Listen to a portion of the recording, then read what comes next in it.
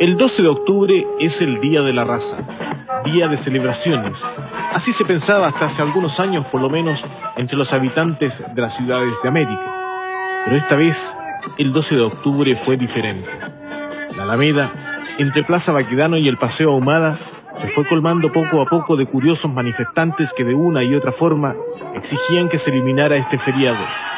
Ellos no tienen nada que celebrar, y de estar vivos, seguro le gritarían a Colón en sus narices que su iniciativa fue el preámbulo del genocidio de los primeros habitantes de este continente.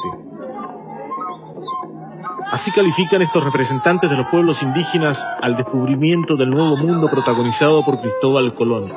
Y no solo ellos, también los ecologistas.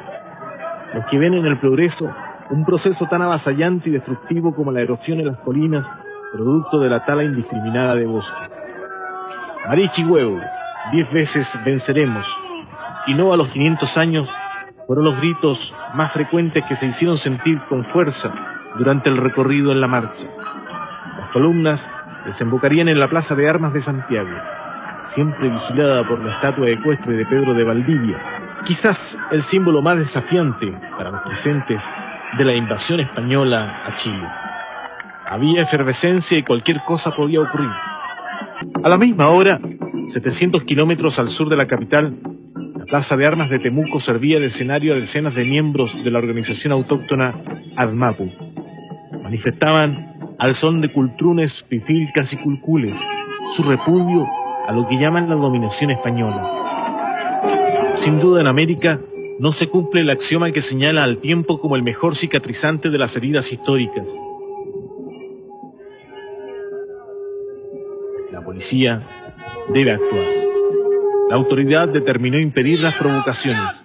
En ese minuto se desarrollaba un Te Deum en la catedral, la celebración de la iglesia de una ficha que para ella representa los primeros pasos de la evangelización en estas nuevas tierras.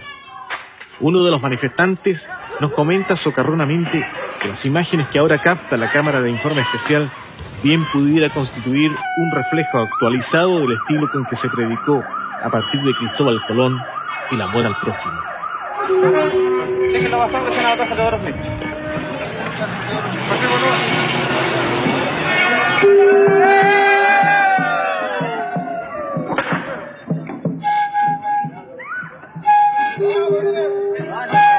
¡Ay, pobre! ¡Viva Chile!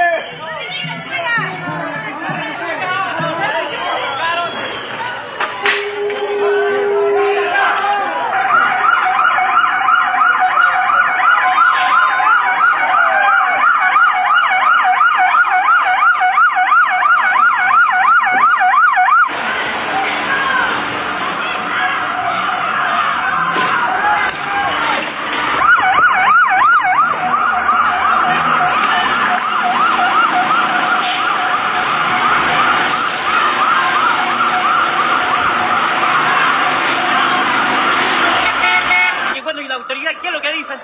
Nosotros aquí vamos a presentar una querella en contra de todos aquellos quienes sean responsables de esta situación. Miren los niños que andan, las mujeres, niños, ¿cómo? Oye, salga para acá el niño de aquí. Y la cuestión, ¿qué es? No es horrible esta cuestión. Sin duda el debate sigue en pie. Chile, la Suiza de América, no es ajena al conflicto entre la sociedad cristiana occidental y los pueblos aborígenes. Aquí, en la 9ª región de la Araucanía, se concentra el grupo mayoritario de las minorías étnicas, el mapuche. Ni el conquistador Pedro de Valdivia ni los sucesores pudieron doblegar a los habitantes de estos territorios comprendidos entre los ríos Biobío y Tolten. Es más, los españoles oficializaron mediante un tratado la autonomía de la zona, el 6 de enero de 1641, tras ver frustrados todos los intentos por someter a las comunidades indígenas. Pero lo que no logró la corona española por espacio de 3 siglos, sí lo consiguió más tarde la República de Chile. La conquista del Arauco indómito, como lo llamaba Alonso de Ercilla en su Araucana, se había constituido en toda una obsesión para los gobiernos de turno. Fueron numerosas las incursiones militares efectuadas a la zona que ya era reconocida como la frontera. Finalmente, bajo el gobierno de José Joaquín Pérez, se inicia el proceso de integración de los territorios de la Araucanía a Chile. Se acepta el plan del coronel Cornelio Saavedra, que comprendía fundamentalmente dos puntos: el sometimiento de los indígenas por vía pacífica y el desplazamiento de los límites del río Biobío hacia el Mayeco. La campaña de pacificación culminó el 1 de enero de 1883 con la ocupación de Villarrica y tras haberse fundado una serie de ciudades entre las que se contaba Temuco y Victoria. ¿Hubo acuerdos o compromisos formales de parte del Estado chileno con los mapuches que pudieran dar pie a alguna deuda pendiente al respecto? Es algo que hasta hoy se desconoce. Yo creo que los documentos que existen se refieren exclusivamente al pueblo huilliche. Ahí efectivamente se firmó un tratado en 1793 donde el Estado chileno, que en ese caso era hispano, reconocía un cierto territorio al pueblo huilliche. Con el caso mapuche la situación es distinta. A veces se quiere reivindicar los títulos o los tratados de paz que se firmaron en el siglo XVII. Y posteriormente algún acuerdo que se habría llegado en el año 1881, ¿no? En Temuco, en el famoso Tratado de las Pataguas. Yo lamentablemente no conozco ese tratado y creo que no existe, porque en definitiva nadie lo usa. Se debe recuperar parte de la tierra usurpada, se debe recuperar, pero no pensemos en los 500 años, porque 500 años ya pasaron. El gobierno chileno es el responsable. En el tiempo del presidente Domingo Santamaría y antes del presidente Pinto, se le dio el peligro a los que querían tierra. Y se remataron y se compraron tierra en el valor de una botella de vino, una hectárea. Entonces se concentró los mapuches en lugares donde no pueden hacer nada, ¿no? Concentrado. Había 2 hectáreas de 3 hectáreas. La llamada pacificación de la Araucanía golpeó donde más les duele a los mapuches, hombres de la tierra según su lengua, precisamente allí, en sus tierras. Se creó una comisión de erradicación y esta indicó a los mapuches cuántas tierras deberían tener por medio de los títulos de merced. Estos, 2.918 en total, se guardan en el archivo del Departamento de Asuntos Indígenas dependiente de INDAP en Temuco. De ellos, 787 títulos fueron divididos en diferentes procesos por leyes anteriores a la vigente, transformando la condición de las tierras de comunitarias a familiares. La iniciativa del gobierno militar permitió que 80.000 mapuches se adjudicaran títulos individuales de dominio. De acuerdo a la perspectiva del Estado chileno con el gobierno de turno, esta era la mejor solución para las disputas planteadas al respecto. Pero por supuesto no podía dejar satisfecho al resto de los 600.000 mapuches que habitan el país. En especial, si se observa las miserables condiciones en que subsisten las áreas rurales. Las cifras son dramáticas. De 5 millones de hectáreas que poseían hasta antes de la campaña de pacificación, los hombres de la tierra solo conservan 500.000. Para ellos está claro, los huincas, como llaman a quienes no son mapuches, han usurpado sus propiedades con leyes que sus antecesores, los loncos, los machis, no podían entender. Así, el marichihueo vuelve a surgir. El grito de guerra asegurando que 10 veces vencerán se ha venido haciendo escuchar entre las colinas, los valles y los ríos de la región de la Araucanía durante todo el presente siglo, sin lograr el eco deseado en el indiferente estado huinca en la ciudad. Pero esta vez todo parecía diferente. La noticia preocupó. Solo 2 días antes del 12 de octubre, decenas de indígenas protagonizaron las tomas, recuperación de tierras en su lenguaje, de 2 puntos. Los mapuches se sublevaban y exigían por lo menos en esos 2 puntos que se aclararan antiguos litigios. A las mentes más suspicaces les pareció curioso que hoy en democracia, cuando es evidente la apertura de cauces para incrementar el diálogo y en momentos que se tramita el proceso de legislación de un sustancioso proyecto de ley que beneficiaría a los pueblos indígenas, la disposición de algunos de ellos fuera beligerante y abiertamente desafiante a la ley. Informe especial viajó a la región, intentando evitar los prejuicios que hablaban de clara manipulación externa en la promoción de estas acciones y que minimizaban el problema social y cultural que los mapuches afirmaban tener. Lejos de la ciudad, más allá de donde termina el pavimento, y también los caminos de tierra, mucho más allá de los puentes, de los hospitales, de la electricidad, más allá de donde el mundo es capaz de percibir que también hay vida, están radicados algunos de estos mapuches que osaron reclamar por sus derechos. Este es Coycoy, y esta es su gente. Yo sí que ya tengo 50 años en esta comunidad. ¿Cómo es la vida aquí? ¿Es tranquila? ¿Hay recursos? ¿Es pobre? ¿Cómo es? Aquí somos todos bajos recursos. No hay gente que sea rico, como podemos decir. ¿Y eso por qué? Por caso que no hay terreno donde trabajar, pues señores. Porque si hubiese habido cómo trabajar, tendríamos cada año más pobres. Porque las tierras poquitas que hay, menos están dando, no dan producción. La señora Herminda es, para los efectos legales chilenos, una madre soltera, según ella confiesa, pese a que tiene 6 hijos. Ninguno de ellos estudia allá, porque las oportunidades del Estado chileno aquí, para los mapuches campesinos, no pasan de la enseñanza básica. A mí ojalá que yo seguido estudiando. ¿Y qué pasó? Resulta que yo no seguí más el estudio porque no hay más cursos aquí. Sí. ¿Y los profesores no te dieron una oportunidad de seguir en otro lado? No. Los miembros de la familia están atemorizados por nuestra visita. Son pocas las ocasiones en que han podido apreciar una cámara de televisión tan cerca. De hecho, ellos no se podrán ver jamás, porque las bondades del mundo moderno como la electrificación no sintoniza aún con su zona. Pero sí son poseedores del título de dominio individual, es decir, en momentos de dramáticos apuros podrían vender su única hectárea para sobrevivir o arrendar por 99 años, como lo indica la ley vigente, nos ironizan algunos comuneros.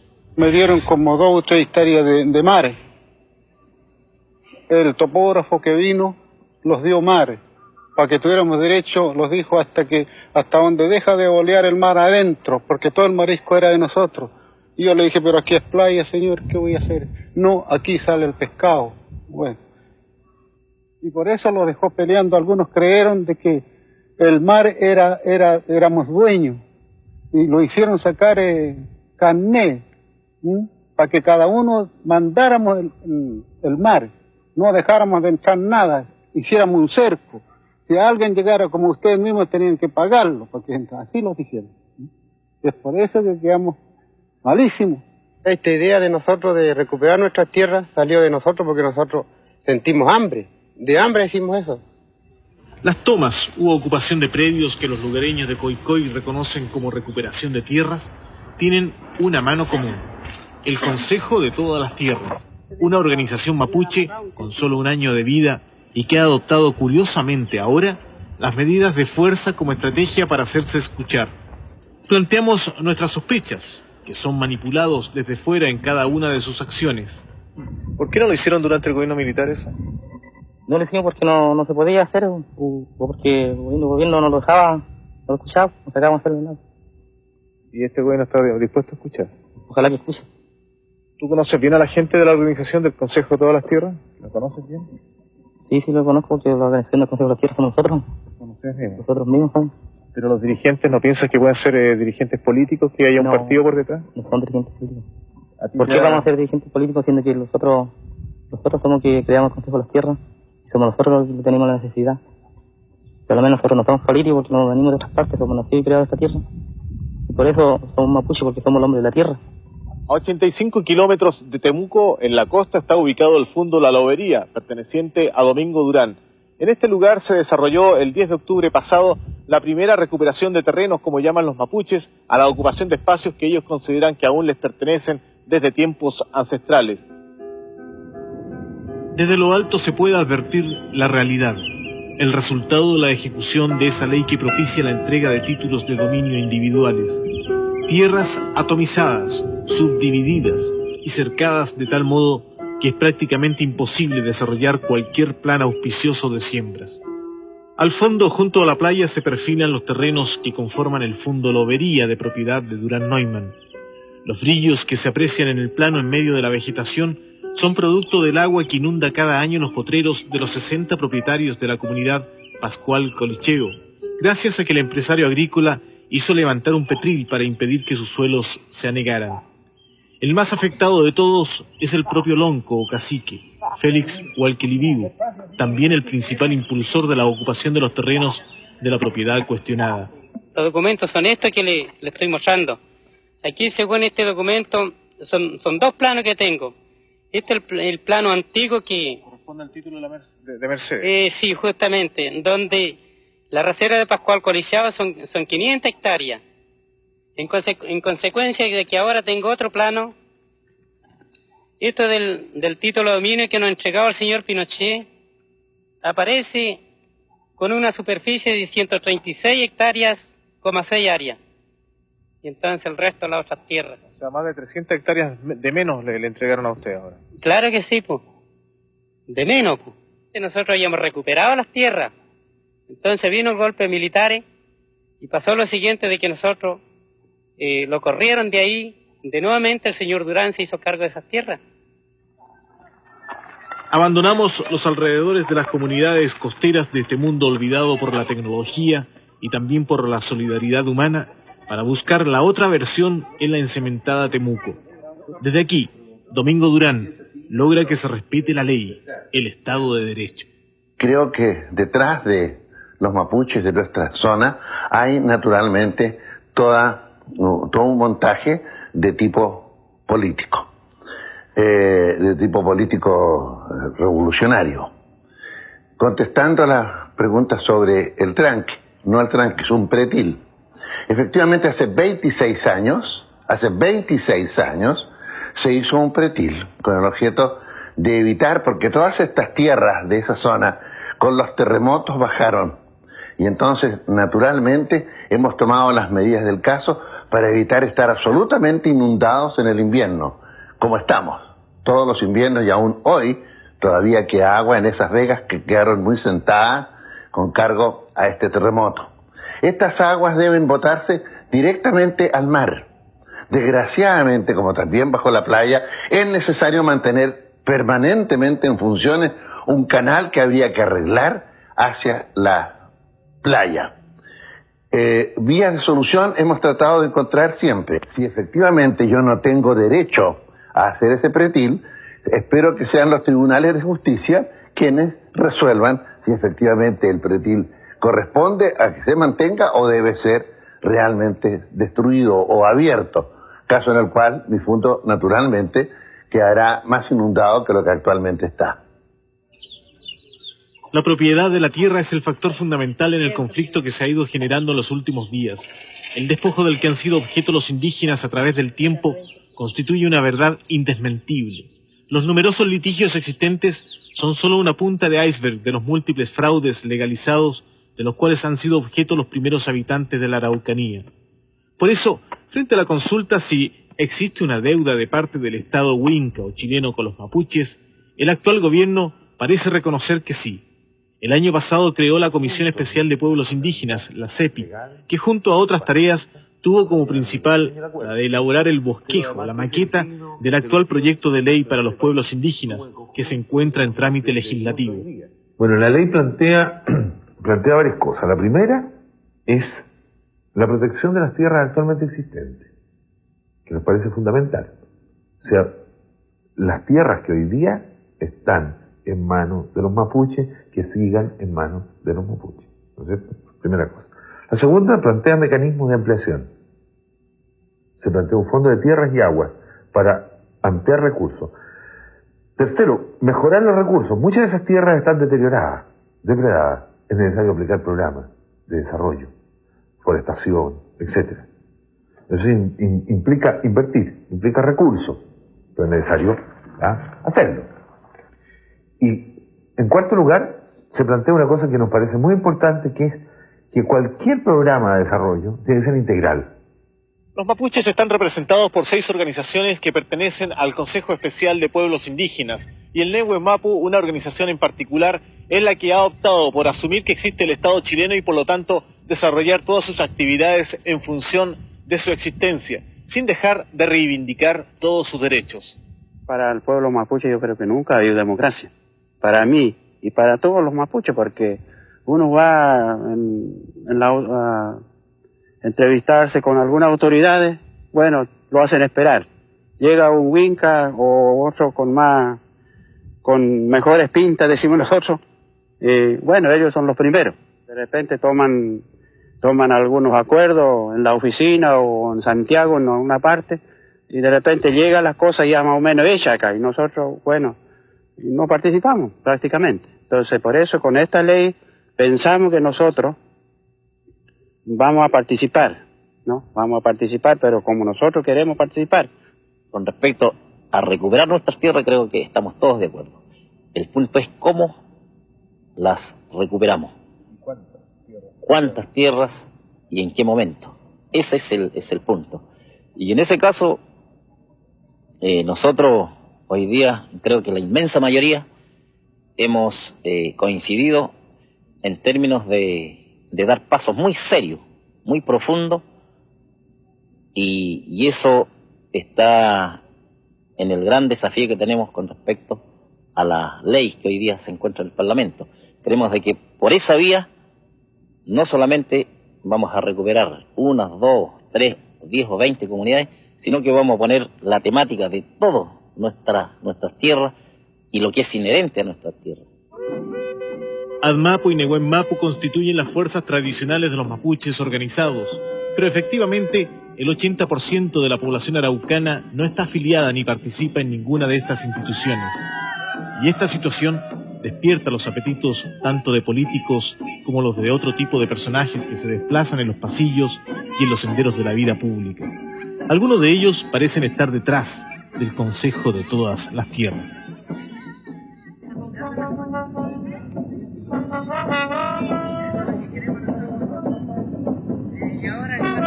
Es domingo, y a pesar de ello, esta treintena de mapuches ha preferido dejar sus familias para viajar ataviados a la usanza tradicional hasta Lautaro, donde se encuentran detenidos 14 peñis o hermanos. Entre ellos hay loncos, caciques, machis y huarquenes, los mensajeros en lengua mapudungun. De acuerdo a nuestra apreciación, el grupo es liderado por este hombre llamado Aucán, que significa luchador o guerrero. Sí, en Aucán Wilcamán debieran estar personificados los dolores de cabeza de quienes ven con temor la toma de aquellos predios en los que su adquisición no ha sido muy clara. Por lo que apreciamos a través de la conversación y sus actitudes, quienes se manifiestan aquí delante de esta cámara lo hacen con mucha confianza y convencimiento. El encuentro con los peñis en presidio es facilitado por la autoridad de gendarmería de la cárcel de Lautaro.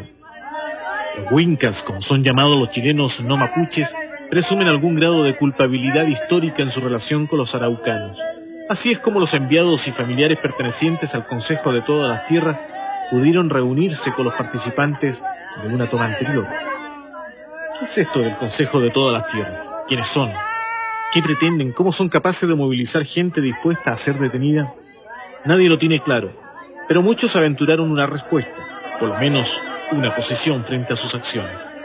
El Consejo de Todas las Tierras es un pequeño grupo de indígenas que se han erigido como defensores, llamaríamos, de la mapuche, entendiéndola incluso como un pueblo, casi un país distinto a lo que es Chile. De acuerdo a este esquema que nos ubica siempre en el espectro político, ¿habría alguna forma de ubicarlos a ellos? Los antecedentes que nosotros tenemos, y para usar, diríamos, el lenguaje tradicional en la política, tendríamos que decir que están más allá de la extrema izquierda, digamos, ¿no? Como expresión política. ¿Algún financiamiento por detrás, algún partido en particular? Tenemos algunos antecedentes que nos hacen suponer, todavía no podemos afirmarlo con absoluta certeza, de que hay un apoyo financiero proveniente del exterior y que estamos investigando. En ningún momento los vi presentes cuando se debatió cuál era la problemática de los pueblos indígenas, en ningún momento estuvieron presentes cuando se elaboró el proyecto de ley, en ningún momento estuvieron presentes cuando se formó la Comisión Especial de Pueblos Indígenas.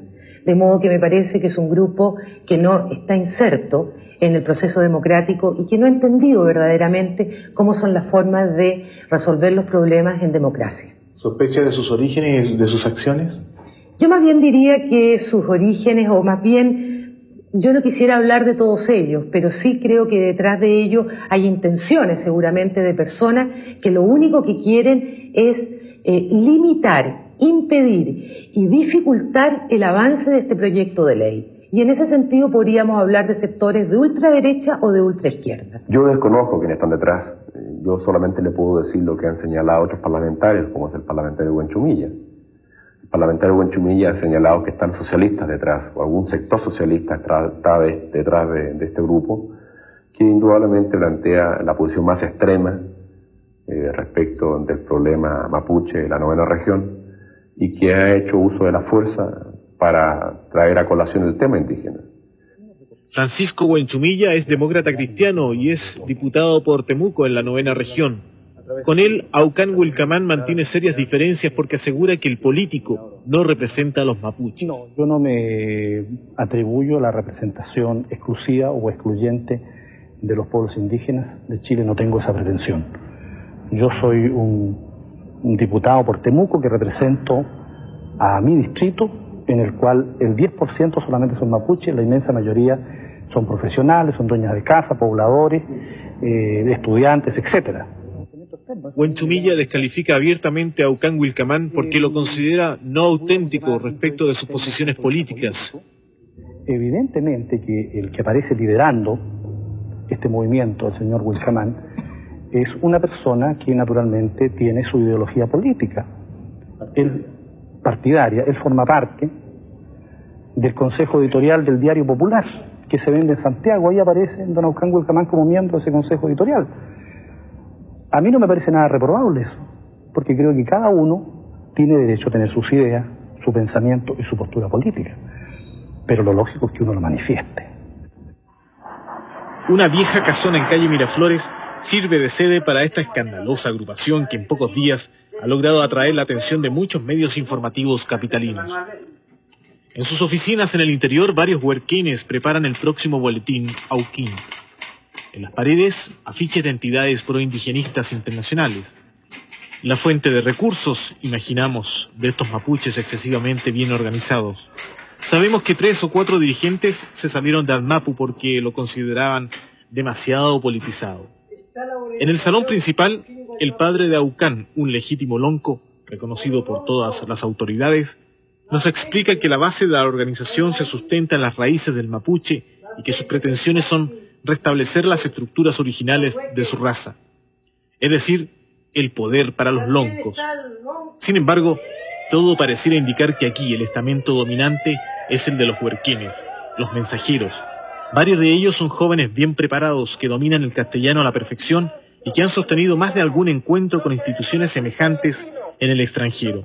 Los antropólogos advierten en el Consejo de Todas las Tierras un movimiento nacionalista, culturalista de un grupo de mapuches. Otros, con capacidad de analogizar con la actualidad, los ha bautizado como fundamentalistas, al estilo de los iraníes, donde Aucán sería el Jomeini. En los sectores más radicalizados a la derecha, se llega a pensar en una versión chilena del Sendero Luminoso. Aunque desde los sectores gobiernistas se comenta que el Consejo de Todas las Tierras podría estar financiado por la derecha, para que sus acciones provoquen tal malestar que impida una votación favorable para el proyecto de ley. En Temuco es Vox Populi que Aucán sigue su carrera de Derecho en la universidad más identificada con ese sector. Pero, sin más especulaciones, Aucán Wilcamán, ¿quiénes son realmente ustedes y cómo se financian? En la actualidad no tengo ninguna relación con ninguno de los partidos mencionados. Yo fui dirigente de ADMAPU y ahí sí tuve que trabajar, tuve que relacionarme, porque ahí sí se hablaba de instancia partidaria y no había otra forma, y para poder expresar su idea había que ser amigo de uno o de otro partido, y eso sí yo lo puedo reconocer, pero en la actualidad debo decir que no tengo ninguna relación. Al contrario, hoy día lo que queremos sí con ello es una alianza. Lo que no estamos diciendo que es malo y que es negativo y que deben irse, al contrario. Hasta el momento esos partidos han subordinado ideológica y estructuralmente a nuestra gente. Hoy día lo que queremos es producir un nivel de relación, una relación bilateral que hasta el momento no la hay. Y si el Partido Comunista, el Partido Socialista y otro partido progresista o quien sea reconoce la existencia de la fuerza mapuche, vamos a conversar como en el día de hoy hemos conversado con los partidos de la concertación que sustenta el gobierno, pero en términos de relación, no en términos de subordinación, no pasando por la fila de ello. ¿Pertenece o escribe usted para el periódico El Popular de la sección Los Comandantes Socialistas? El Consejo de Todas las Tierras tiene su diario que se llama Auquín, y ahí sí que dedico tiempo, ahí sí que he escrito, y ninguno de los otros diarios yo he escrito, pero sí estoy de acuerdo con que circulen, y sí estoy ahora trabajando, y me esfuerzo para que nuestro Auquín recorra todo el mundo, del cual expresamos nuestra filosofía y nuestra idea. ¿Ustedes mantienen contactos con Suecia? No solo tenemos contacto con Suecia, yo tengo contacto con Francia, con Italia, con Alemania, con Suiza, con Bélgica, Holanda. Nosotros, nuestra política es tener contacto con todo el mundo y por eso ya nuestra bandera lo vamos a hacer recorrer por todo el mundo. Por lo tanto, no solo se limita a Suecia nuestro contacto. Ahora, ¿quién nos financia? Nosotros nos financiamos con nuestros propios recursos.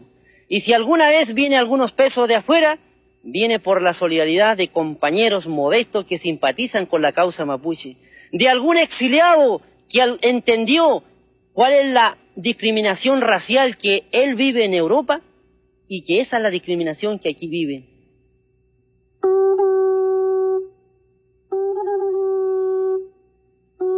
El culcul hiere el amanecer de los campos en Traiguén. El mismo sonido que ha convocado a los peñis para alguna celebración nos llama ahora al peligro, a la rebeldía, a la acción clandestina. Es la tercera recuperación de tierras que se lleva a efecto en la región y aceptamos estar presentes en ella luego que expresáramos serias dudas respecto de la autenticidad de la iniciativa y de sus protagonistas. El gran mérito estratégico del Consejo de Todas las Tierras lo tiene en su efectivo y ágil sistema de huerquienes, voceros o mensajeros. Ellos se trasladan de localidad en localidad, recorriendo grandes distancias, llevando y trayendo las coordinaciones que la organización mantiene con sus bases. Hasta en eso se ha querido mantener la tradición. Son las 7 de la mañana y después de casi una hora de subir y bajar las colinas que rodean la comunidad, los mapuches deciden instalarse. Hay choque de palines, el mismo que se practica para abrir y terminar un juego, pero allí, la misma chueca como el acto de rozar con violencia los maderos acompañados por gritos, adquieren otro sentido. El palín es un arma ahora, y esta manifestación enfervorizada no es otra cosa sino un llamado al combate, a la guerra. Bravatas o una sincera expresión de sus sentimientos reivindicativos, quedamos en la duda. Ya estamos en uno de los campos del Fundo Santa Clara de la empresa maderera Millahue. Sus propietarios son obviamente huincas, pero parecen conocer bien la lengua de los aborígenes, nos dicen. Millahue significa cerros de oro, y para nadie es desconocido que la explotación de pinos constituye en la actualidad más que una gratificante fuente de recursos. No hay gran dificultad en nuestra relación con los lugareños que han optado por esta acción abiertamente ilegal de acuerdo a las leyes chilenas. El Lonco ha ordenado una serie de medidas que parecieran responder a un patrón en las recuperaciones o tomas para los huincas que promueve la organización a la que están afiliados. Se levanta la bandera que los representa. No es la original conocida a través de la historia con una estrella al centro, sino que una recreada por ellos mismos. Los colores representan los conceptos de siempre: el rojo, la sangre derramada; el amarillo al sol, el verde a la naturaleza y el azul al cielo que los vio nacer. Y en el medio un cultrún, ese singular tambor sobre el cual son dibujados los puntos cardinales y los elementos que influyen en las acciones de las o los machis, los médicos brujos de los mapuches. El cultrún nos indica que en esta comunidad hay magia. Otro grupo debe encargarse de levantar una ramada, un claro signo que este grupo de indígenas ha tomado posesión de estos terrenos. Pero sin duda, todos saben que en esto no hay otra cosa más que un juego político para lograr la atención de la opinión pública nacional. Los huerquienes y el resto de la comunidad, con esa paciencia infinita que les ha caracterizado, se instalan a esperar. Las noticias que pueda entregar la radio sobre el hecho que están protagonizando confirman que están a la espera de la reacción oficial. nosotros los mapuches que somos no queremos ser gobernados, manejados y controlados por el Estado. ¿Usted no se sienten parte del Estado chileno? No lo sentimos, somos aparte, somos una nación aparte. Que existe nación mapuche y cultura aparte, pueblo aparte y vida aparte. Insistimos en que no nos parece tan legítima esta ni ninguna otra recuperación, en especial cuando se estudia en el Parlamento un proyecto de ley que estaría dando solución a por lo menos el 80% de sus inquietudes. Hay un proyecto de ley sobre la situación de los indígenas en general. ¿A usted no le satisface entonces? Los dirigentes que han estado y que llevaron adelante eso no representa, digamos, el sentido del pueblo. Ese es el problema. Por ejemplo, se habla en la ley indígena del concepto de territorio y se manifiesta en ese borrador que el territorio mapuche es solamente la tierra que actualmente ocupa el pueblo mapuche. La tierra, por ejemplo, si una comunidad tuvo 500 hectáreas de acuerdo a los títulos de Mercedes y después se la han usurpado y hoy día tienen 100 o 200 hectáreas, significa de que se reconoce, se legitima la usurpación que le han hecho en otras comunidades. Llegado el atardecer, cuando ya parece que el día cerrará sin novedades, emergen desde uno de los caminos del fundo 4 vehículos blanquinegros. El nerviosismo cunde entre los presentes, pero un nuevo golpe de palines refuerza los espíritus. ¿No se dan cuenta ustedes que esta no es la manera en realidad de solucionar el problema? Que nosotros la tristeza, la pobreza, nuestra pobreza que existen, a donde vaya la comunidad, en mi comunidad ya no puedo alimentar ni un cerdo, menos un perro y menos la persona. Yo me voy a preocupar de informar para posibilitar alguna entrevista con la autoridad administrativa con ustedes para buscarle una solución armónica al problema. Exactamente, señor. Eso es lo que nosotros... Hacerlo mediante una reunión. Claro, una reunión. Carabineros se retira y los participantes en el movimiento celebran convencidos que la autoridad cumplirá con su compromiso. Pero la realidad de los hechos es otra. Es la que verificamos al día siguiente en la primera comisaría de Traiguén. 14 detenidos, incluido el lonco Ricardo Cayupán y 2 de sus huerquienes a modo de desmentido, para quienes aseguran que las cúpulas del Consejo de todas las Tierras jamás se ven afectadas por la determinación de la policía y de la justicia.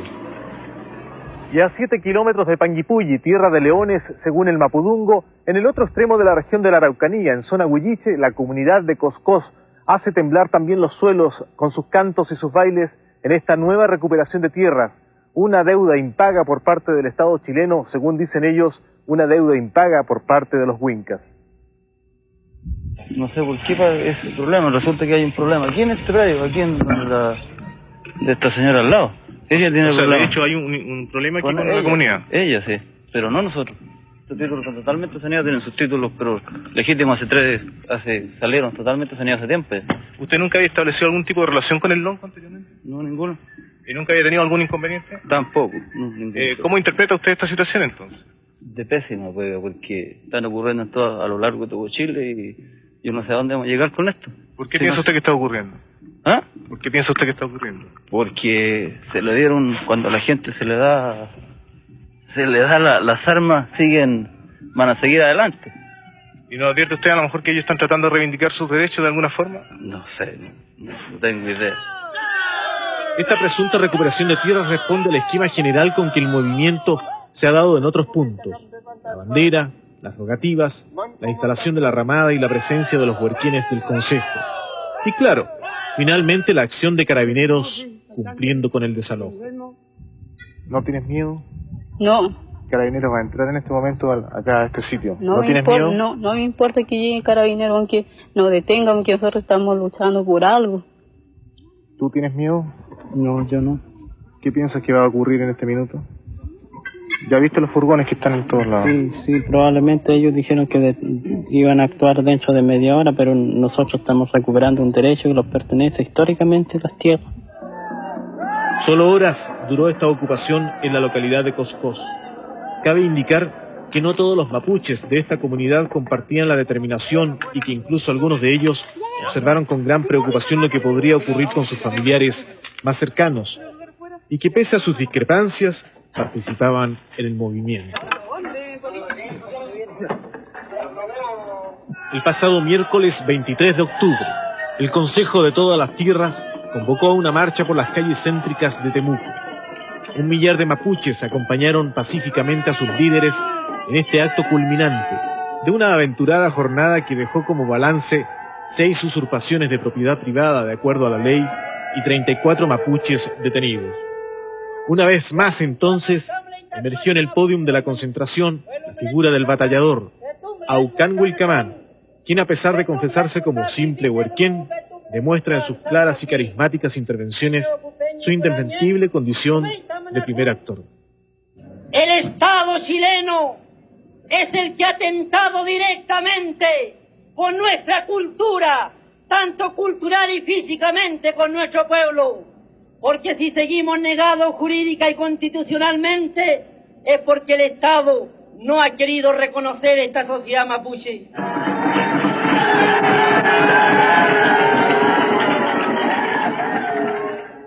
A pesar de los destellos de las luminarias que nos indican que la ciudad está viva, Temuco duerme en la noche, indiferente, despreocupada, y no logra advertir las pasiones que va despertando con su actitud. El espíritu reivindicativo de los mapuches vuelve a tomar vigencia desde el Ñelol, cuando restan menos de 12 meses para que se cumplan sus 500 años de decadencia y también pobreza. Las demandas legítimas de los primeros habitantes de Chile no pueden postergarse más. Por ello, con correcciones más, correcciones menos, el proyecto de ley que se tramita en el Parlamento parece ser capaz de enmendar los horrores y errores de la sociedad huinca y de reducir con creces su deuda con los pueblos